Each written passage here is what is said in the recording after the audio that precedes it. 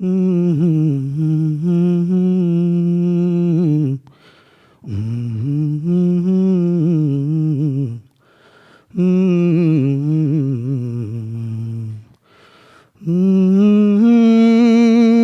Mm-hmm. Oh. Mm-hmm.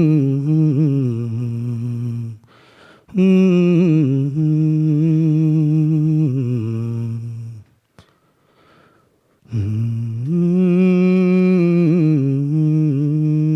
Mm. Fàttaliku naa metit ak coon yi ma dajoon mag samay moroom ca dëkk Indochine ba ni ma fa dajeek soxna su baax amul moroom ndaxam dana dellu fam bàyyee ko ndax bañ fay jóge daa metti woon mbëggeelam ci man nëpp na ko dool talu la tàggoo dem rek la gisoon lenn rek lay sonal askan wi nga bàyyi ginnaaw fekki weneen askan mu jaral la nga jóge dëkk dem beneen dëkk ngir sàmm sa bakkan nit a ngi sombi ci dundam lu mu dul fekkee lëkk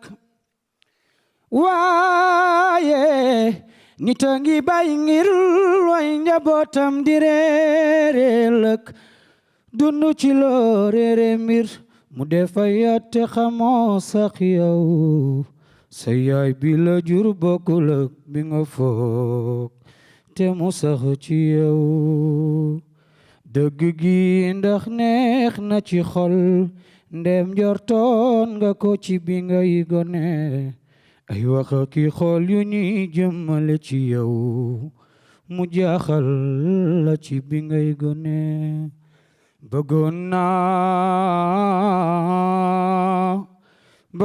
naa xam sama maam dund ak moom bëggoon naa wan ko sama cofeel ci moom bëggoon naa bégalante ak moom bëggoon naa mu fekkee sama njëriñ bëggoon naa mu doon sama sëriñ.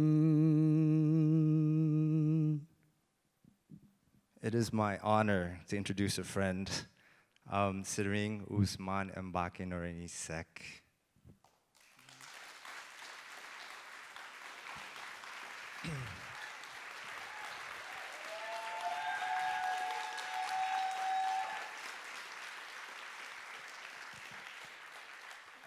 Noreni is a religious singer based in Dakar, Senegal. We met during the production of the film in Dakar. Noreni actually ended up writing an original song which he performs and features in the film, The Spectres of Ancestors Becoming.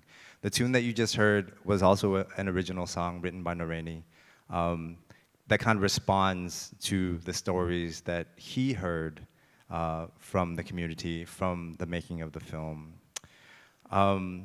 Noreni is third generation Senegalese Vietnamese. In Senegal, there is a tradition that involves genealogical storytellers. These storytellers are invited to important occasions, to ceremonies and rituals, to sing the praises of the ancestors. They are called the griot.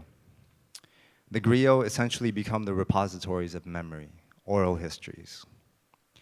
In Vietnam, ancestor worship was and still is the main belief system. The altars in most Vietnamese homes are spaces dedicated to this ancestor worship. For the Vietnamese mothers who migrated to Senegal in the 1940s and 50s, the genealogical memory starts and in some cases ends with them. Noreni, you want to say anything? Il y a quelques mois, après ma collaboration avec John, j'ai demandé à ma mère de me parler de ma grand-mère pour la première fois de ma vie. Elle m'a écrit ce texte que vous allez entendre par ma voix enregistrée. A few months ago, after collaborating on the film, I asked my mother to tell me about my grandmother for the first time in my life. And she wrote me this text that you will hear I recorded. Ces choses qu'elle m'a racontées, je ne pense pas qu'elle les avait jamais racontées avant à mes frères, à mes sœurs et à moi. These things she said to me, I don't think she ever told them to me or my siblings ever before. Je n'ai jamais rencontré ma grand-mère et à travers ce texte que vous allez entendre, les souvenirs de ma mère, vous aurez accès aux mêmes informations que celles que j'ai sur elle. I never met my grandmother, and through this text that you will hear, my mom's memories, you will have access to the same knowledge that I have of her. Libre à vous de combler le vide par vous-même. Moi, je vais le faire maintenant à ma façon, en Wolof, qui est ma langue maternelle. You are free to fill in the gaps for yourselves. I will do so now for you in my own personal way, in Wolof, my mother tongue. Laissez votre imagination faire le reste. Please let your imagination do the rest. La voix stridente de la griotte couvre le bruit des tam-tams. géwal mooy ki lay taggal say maam ak di la ko fàttali. La coutume veut que lors des cérémonies, les griots louent les ancêtres. Jàmbaar jàmbaar ki yey jàmbaar. Acte de bravoure, appartenance à la haute société, lignée généalogique. Sama maam moo xare woon dagg bu mu jam ñi jàmbaar la. Et je me souviens de mon enfance, des propos moqueurs ou taquins de mes compagnons. Danañ ma tooñe nu ne waaye ma muñ ndax it jàmbaar la. Ching Ching, Shintok, où les Chinois nomment leurs enfants, d'après les 2 ou 3 dernières, note émise par la casserole attachée à la queue de leur chat. Sama xol fees ma dal ni jooy waaye damay muñ te xam ni man jàmbaar la. Je déclarais fièrement que c'était le nom de ma grand-mère maternelle. Sama maam Pam Tichina la tuddoon te it moom jàmbaar la. Nous voyons nos tatas. Elles venaient regarder des vidéos mi-opéra, mi-théâtre, qui les faisaient pleurer ou jouer aux cartes en écoutant des cassettes aux mélodies tout aussi tristes. Lu jóge ci xol lay jëm li ya neex ci xol. C'était aussi le rituel du thé que maman faisait chaque jour, devant l'autel qu'elle avait dressé à cet effet. daan na woo ki xaritam tey bégalante ak ñoom tey waxtaan. Il y avait la photo de l'oncle Ho Chi Minh. J'ai longtemps cru que c'était mon grand-père. Sama nijaay la waaye danu foogoon ni sama maam ndax lam fa yàggoo. Celle de mes grands-parents, des petites tasses où elle versait du thé, des fleurs qu'elle renouvelait souvent et de longs bâtons d'encens qu'elle allumait avant de faire sa prière. Bur Yàlla ñoo ngi lay dagaan taxi dafay nangu dagaan. Je me souviens qu'elle portait des chemises en soie, boutonnées sur le côté, sur des pantalons noirs à bas large. Nangul ñu lépp lu la ñaan sarax nu naatal xarnu bi. Marchait à pas feutrés et avait un sourire teinté de tristesse. Aka taaru woon te bëggoon a sanc sama maam ki ye jàmbaar la. Maman allait souvent en France pour ses soins. Tawatoon nekkut ak njabootam li metti na. Jusqu'à son départ définitif pour dialyse, dont nous fûmes informés bien plus tard. Ana lu gën a metti li dundu te deewoo ci say njaboot tey sama maam. Ce sens de la retenue et de la souffrance dans le silence. lu mu daan metti da koy muñ ndaxam moom jàmbaar la. Et je ne me suis jamais posé trop de questions quant à ma famille maternelle.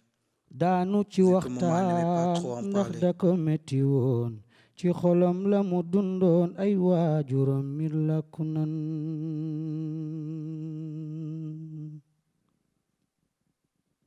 Jusqu'à mon mariage ou lors des cérémonies, on louait ma belle famille et celle de mon père. Mariasin may sa biige maar. Mais jamais on ne parlait de ma mère. ajim naare ngondoot njëkk a dem ma ca Lambaay.